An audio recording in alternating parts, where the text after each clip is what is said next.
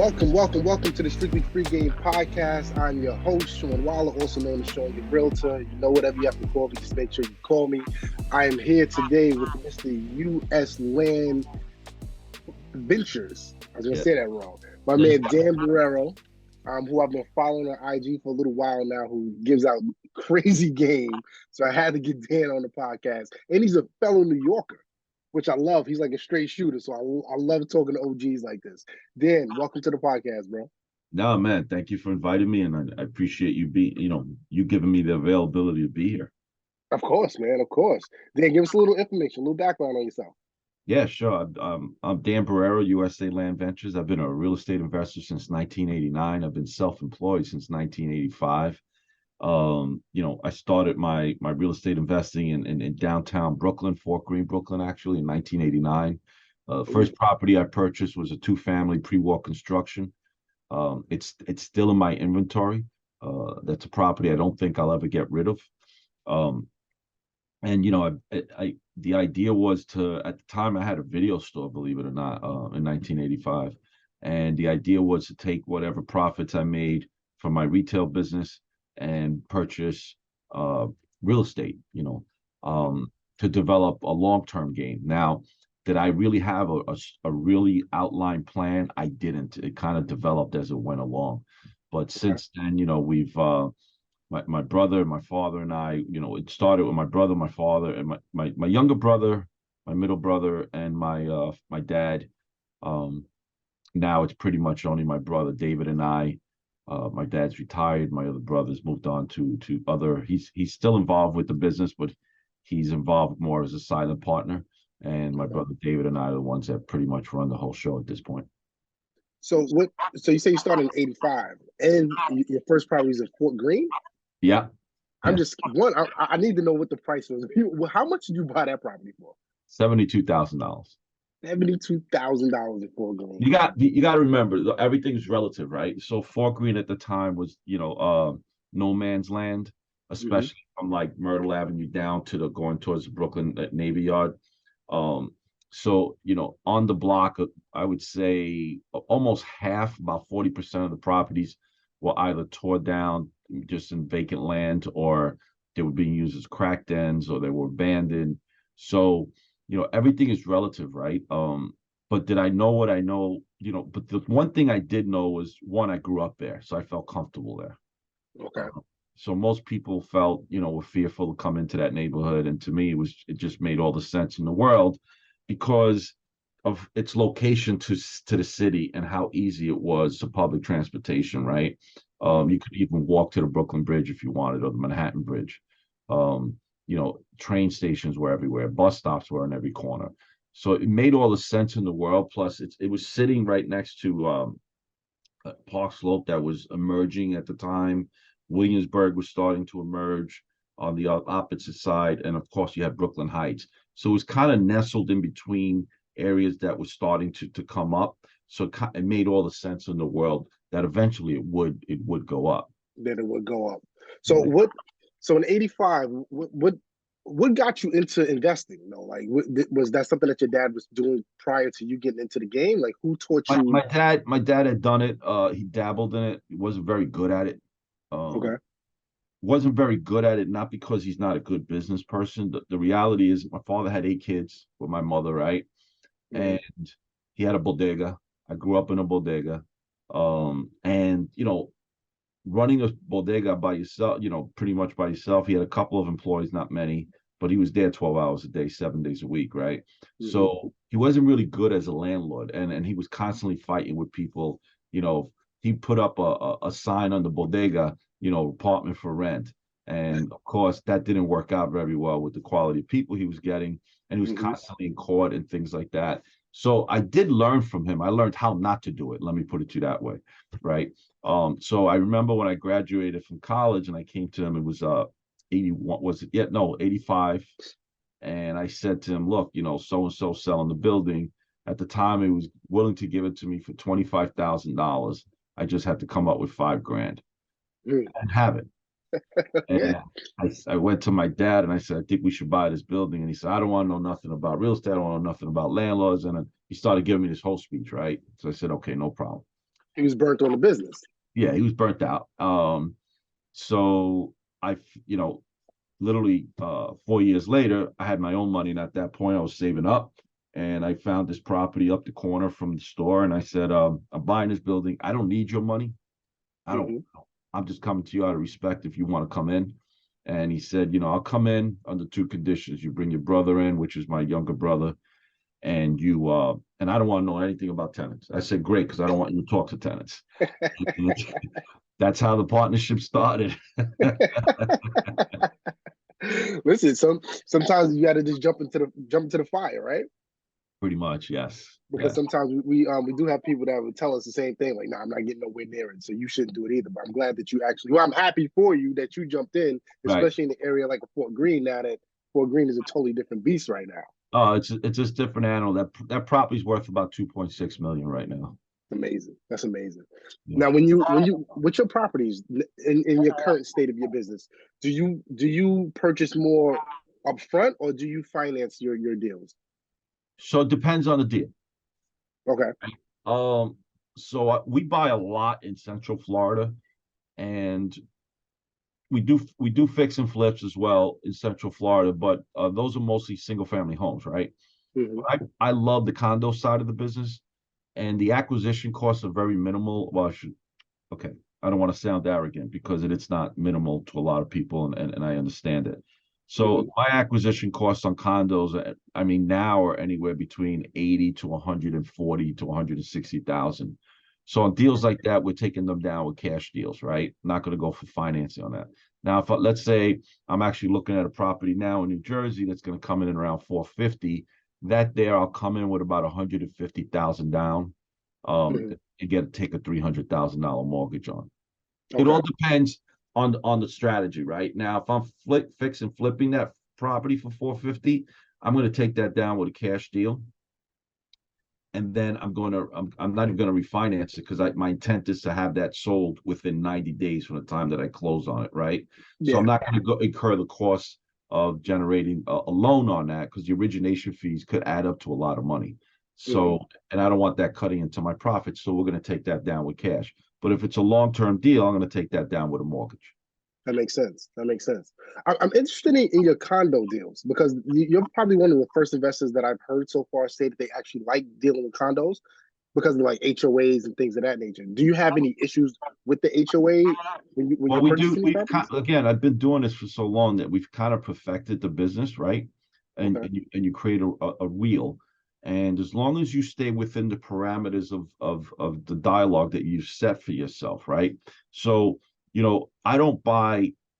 I buy in specific communities based on the HOA, based on Okay. what the HOA documents say I can do and can't do, based on the quality of on-site management, based on the quality of a lot of HOAs. What they do is they hire a management company from outside, and then that management company then puts an individual on site, Mm-hmm. right?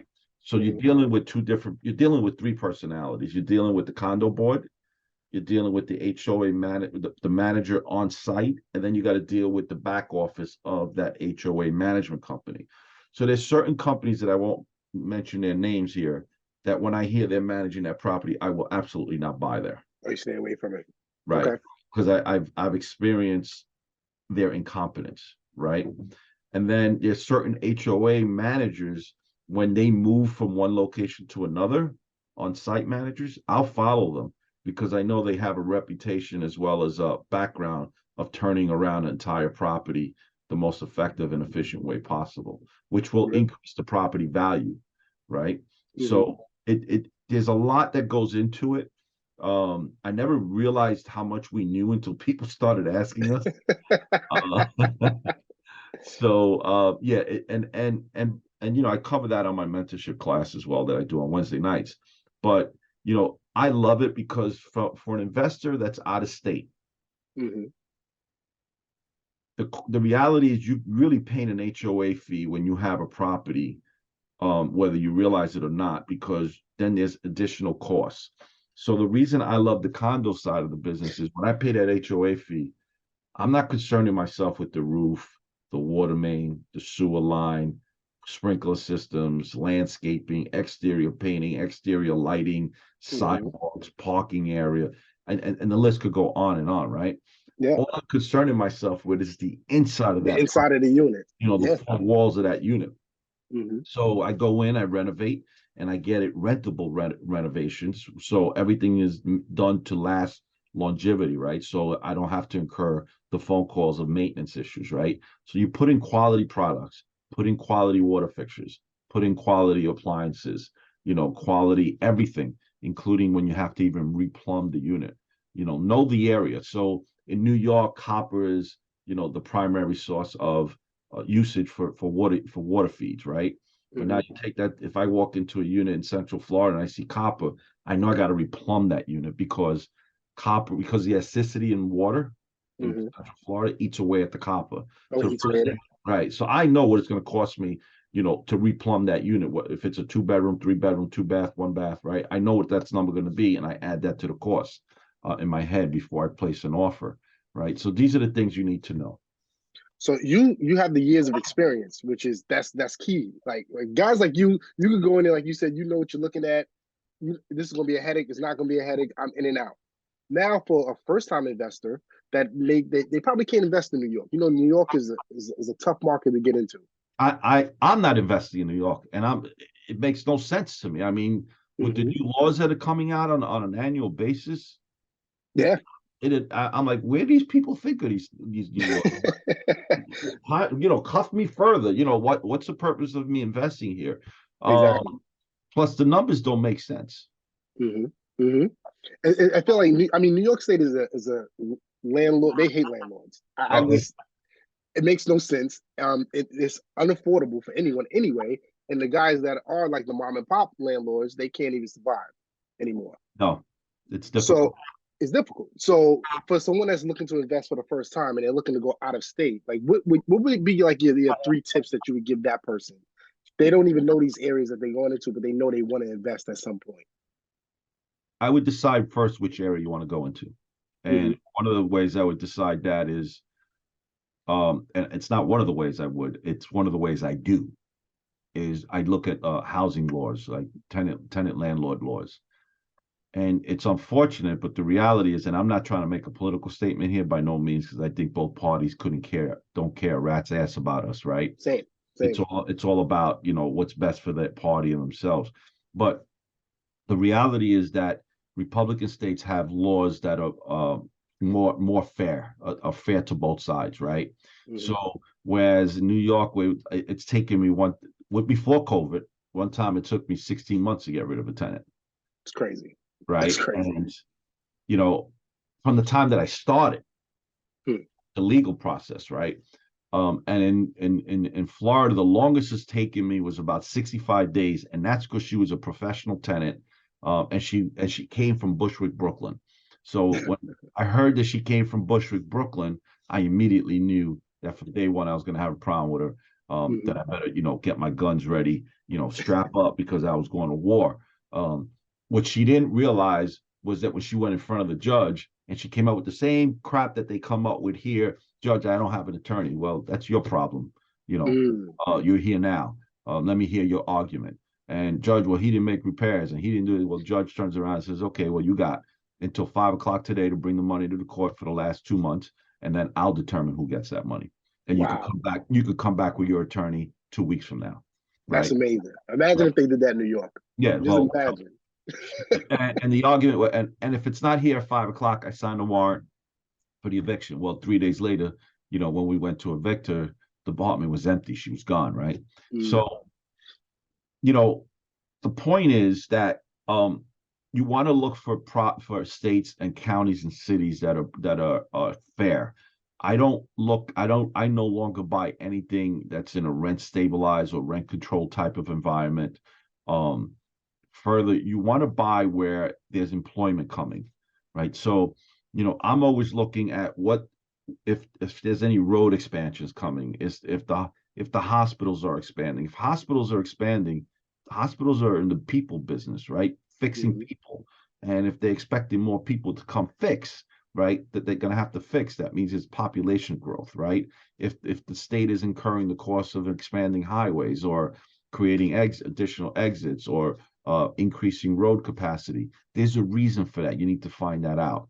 Then once you figure out what that state and that city and that county is, then I would tell you go to community board meetings, get on all these Facebook groups for that particular community in that township. You want to know what's going on. You want to know. You want to go to any civic meetings. You want to go to community board meetings. You want to go to any meetings that the school boards are having. You want to go to any meetings that the police department's going to be talking about what crime is in the area or how to avoid crime. You want to go to those meetings. You want everyone in those rooms to know who you are. You want to be the person that everyone comes to for advice and to fix things, right? Because when you serve, through serving, you will get a lot more leads and contacts. That's a fact. That's a fact. Wow. So, all right. So let's go to your mentorship class, right? Because you did mention that. So give us a little breakdown about your mentorship class, because I see your videos and I'm like, you got a packed house. Yeah. And everyone seems like they are like super, super, super. What one you command the room. Like I'm watching your videos, I'm like, yo, Dan commands the hell out of this room. I want to join this mentorship class. That's where I'm at with it. What made you start it? I can't really tell you that. I can't tell you. What really happened was I have 4 kids, and I spent a lot of time away from home because I was constantly working 12-hour days. I was in the retail business. I was also in the process of trying to develop my real estate business. And I worked my ass off, not for 3 years or 5 years. It was a lot of years. And I missed a lot when my 2 oldest daughters, I didn't start actually being able to have dinner at home every night until they were like maybe 11 and 12, right? So then I have my 2 younger boys where they didn't experience that. They had everything. They had dad there all the time, right? Every game, every event, every practice. So, now that my kids are grown, I have 4 adult kids. My last one's graduating from Northeastern in May. It was funny. I just have a lot more time on my hands, and I've always wanted to give back, and I figured this was a great way to give it back because it's absolutely free to join. It's sign up. There's no charge for anything. Oh, it's 100% free? I didn't know that. Yeah, and I got to tell you, I never realized how much enjoyment I get when I get these text messages and these emails, saying, well, they took that strategy and they purchased this property, or they took this strategy and resolved the problem with a tenant. All these strategies that they're picking up at the mentorship class. So it's extremely rewarding, much more rewarding than I ever thought it would be. I can tell. I can tell that you really enjoy it. I'm No, telling I you, just by do. watching the videos, I can tell you I enjoy do. it. We do lesson plans for each class.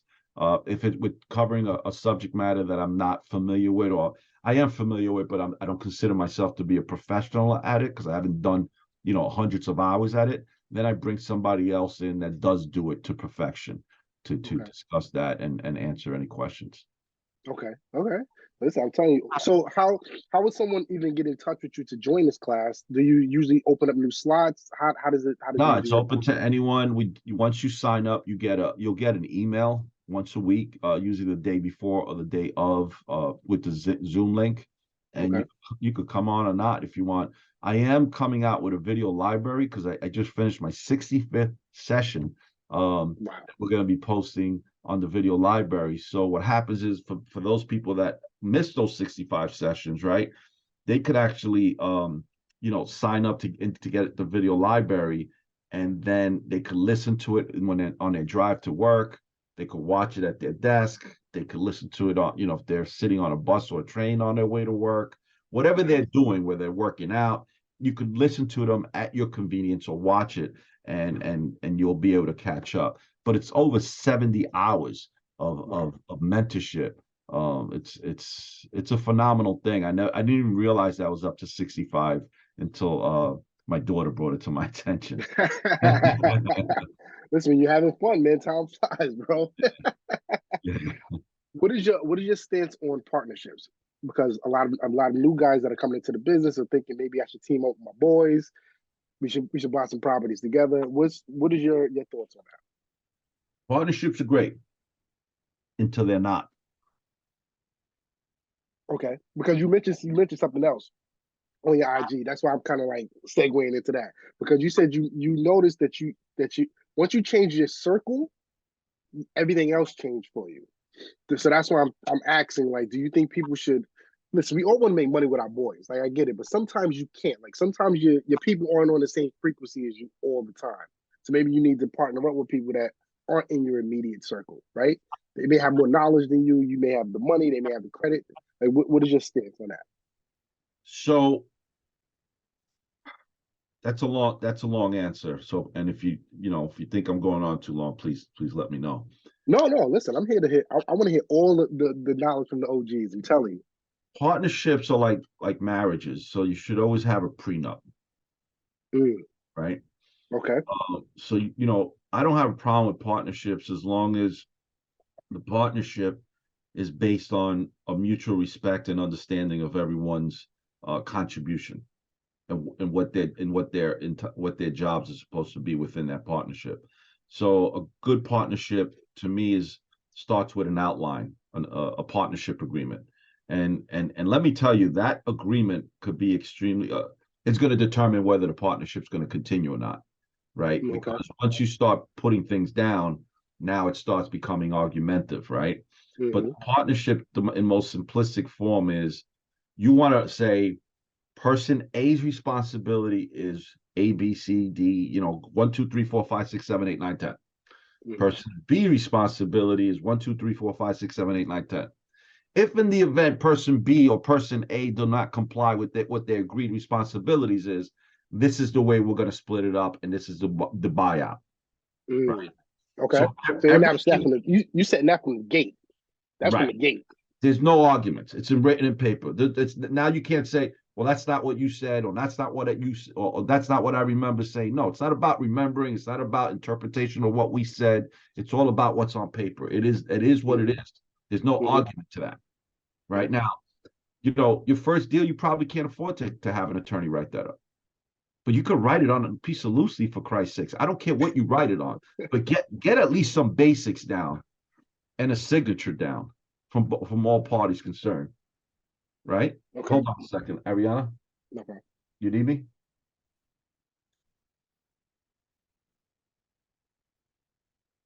Okay. Just when you call them, they'll. I'm sorry, man. No, no, so good.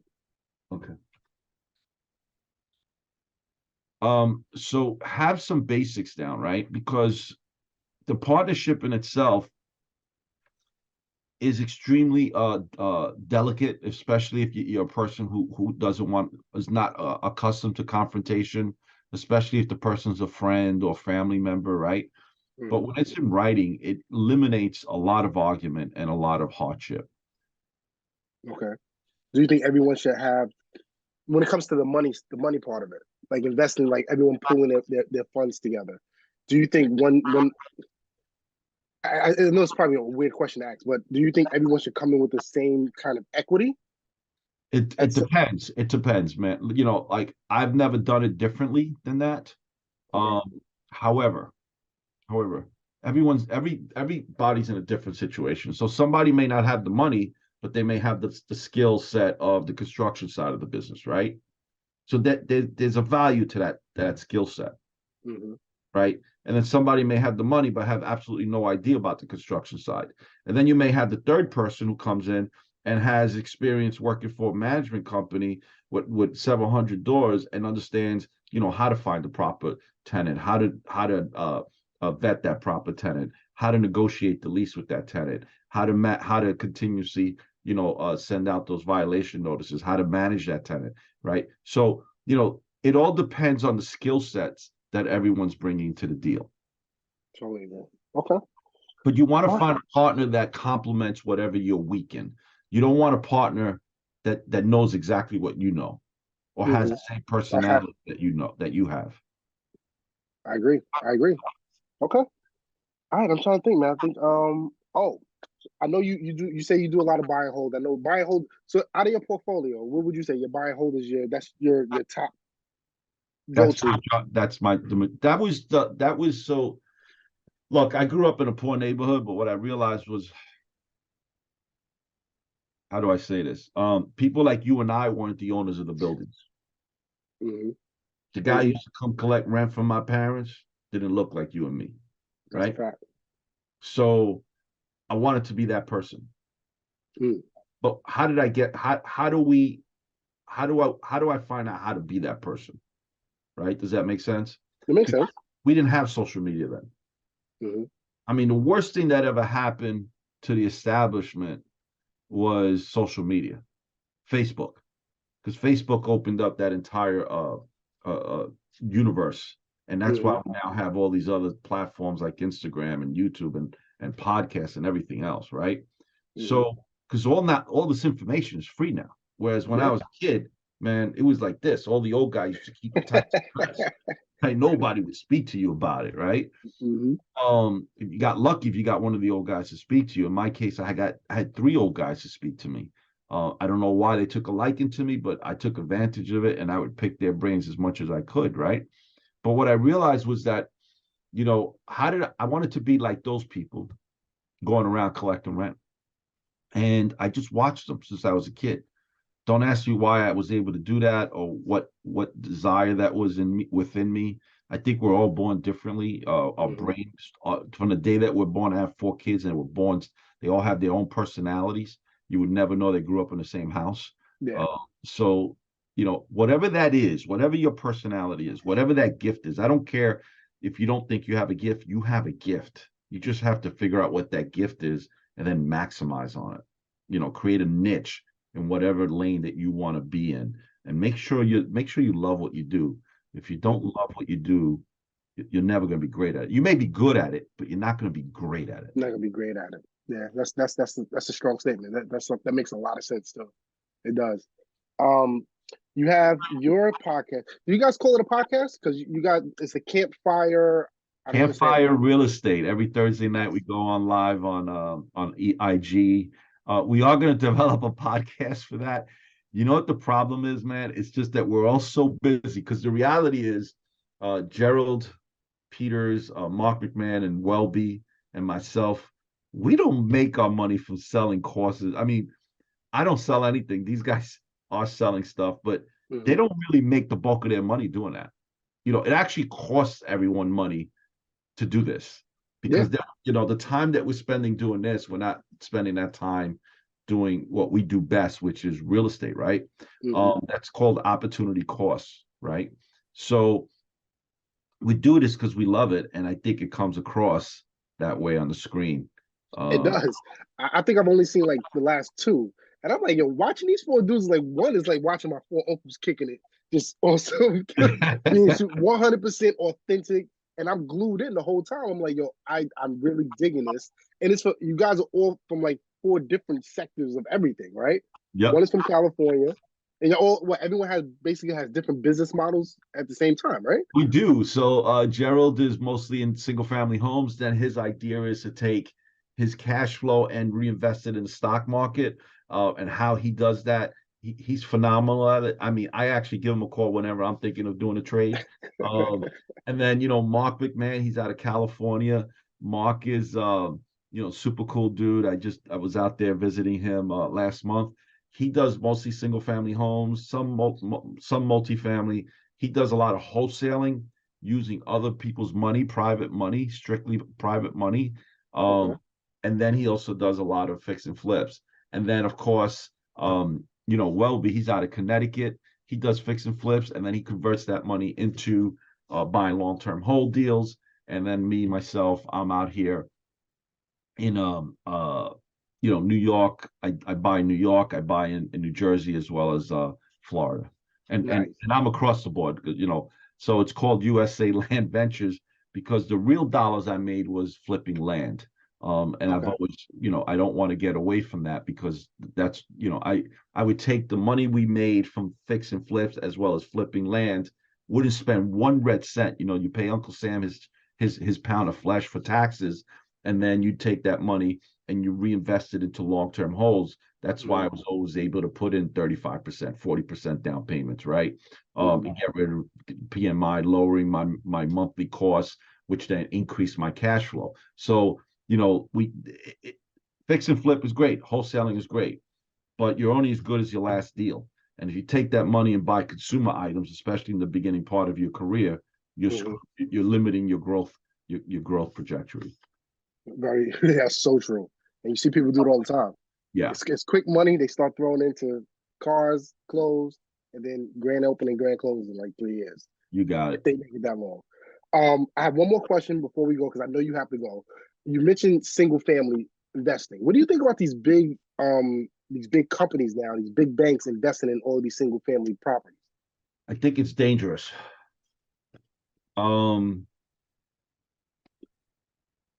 Dangerous,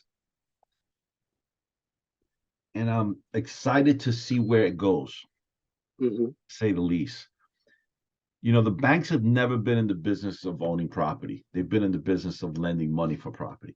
You see banks like Chase, JP Morgan, Chase Bank committing millions and millions of dollars to buying entire communities, new construction, primarily in the Sun Belt area.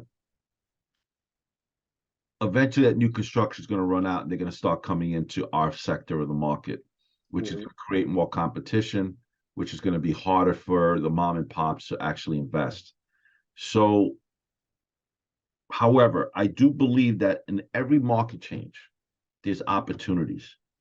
And it's our job to figure out what those opportunities are. And the only way to be able to figure out what those opportunities are and how to position yourself for those opportunities or play defense, because sometimes you got to play defense, is you got to take the time out to read. You got to take the time out to listen to people that actually been in the business for shitloads of time. Guys that are actually doing it, not people that, there's a lot of guys out there faking it. Yeah. If you come to any one of us in Campfire Real Estate, you visit us and you say, can you show me 10 properties? We could take you to our properties like that. How many people could actually do that, right? So you don't want to be following and taking advice from somebody that's been in the game for less than, I don't know how many years, but I wouldn't for less than 7 years. And they better show me a road behind them. I want to see a successful road behind them. Okay, I dig that. Listen, I see guys that are selling courses that aren't even really. They're selling investor tips and courses, and they're not even investors. They just know how to talk the talk, and people are eating it up. Yeah, listen, it's going to be the last time I saw this happen was in 2010. There were a lot of hedge funds buying single family homes throughout the Southwest primarily. They made a lot of money.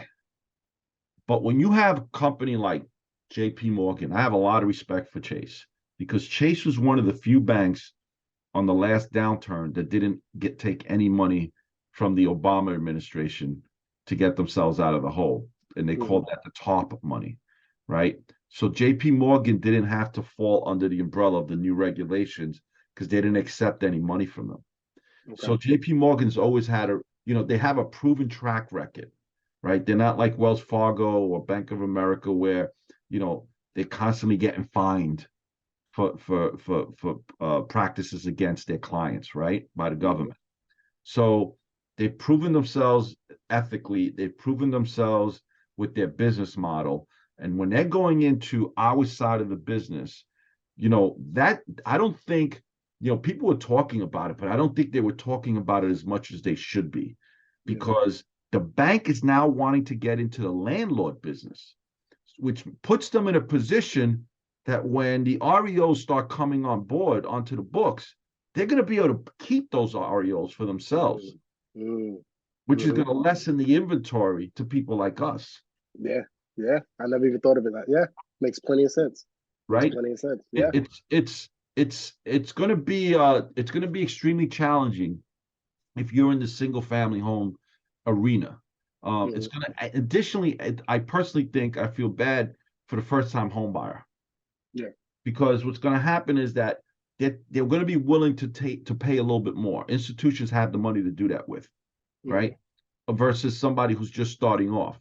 So those homes between 1,500 square feet to 2,500 square feet first-time home buyers, you're going to see a large increase in the acquisition costs, which is going to force you to now go rent versus buying. And the rents are going to go up because there's going to be more people looking to rent versus available inventory to buy, because these institutions are buying in bulk.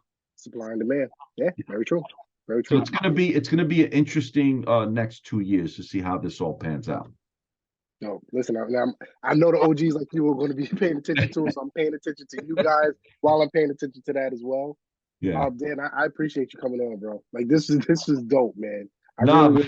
I appreciate you asking, and I love the questions you were asking because they were really point on, like spot on questions that everybody should be talking about.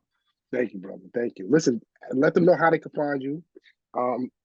Any information you want to leave, please leave it on this podcast. Yeah, listen, it's simple to find me. It's written right underneath my screen, DanielBorreroJr.com.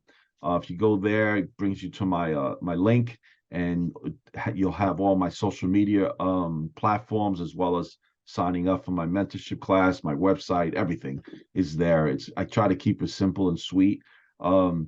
If anybody has any questions, DM me. I'm always, available to answer questions. I'm sure Sean would testify to that.